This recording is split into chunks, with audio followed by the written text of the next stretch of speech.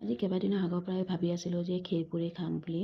তো ফাইনেলি আজি সেই দিনটো আহিয়ে গ'ল। আজি যিহেতু স্পেচিয়েল ডে, তো স্পেচিয়েল ডিনাৰে হ'ব, হয় নাই? তো মই কেনেকৈ বনালোঁ ক্ষীৰ একেবাৰে সহজতে দেখাম বলক। হেল্ল' এভৰিৱান, আসসালামু আলাইকুম। এইফালে মই ৰাতিপুৱাই চাউল ভিজাই থৈছিলোঁ।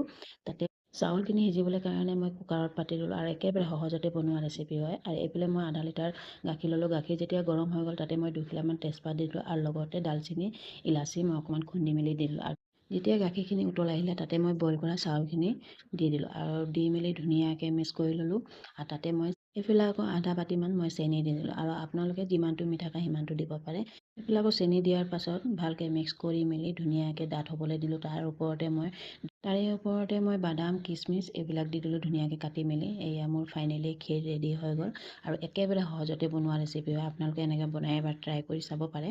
তাৰপিছত ধুনীয়াকৈ মই চল্ভ কৰি ল'লোঁ বাতিত, আৰু লগত লৈছোঁ আজি ক্ষীৰ, এইফালে চিকেন, লগত পিঁয়াজ, আৰু এইফালে পুৰি। এনেকুৱা খাই কোনে কোনে ভাল পায় বাৰু। আজি মোৰ সপোনটোও সফল হ'ল, কাৰণ বহুত দিনৰ পৰা ভাবি আছিলোঁ। খাবলৈ যে বিৰাট ভাল লাগিছে গাইজ। আজি ভিডিঅ'টো ইমানেই। Bye bye, good night everyone.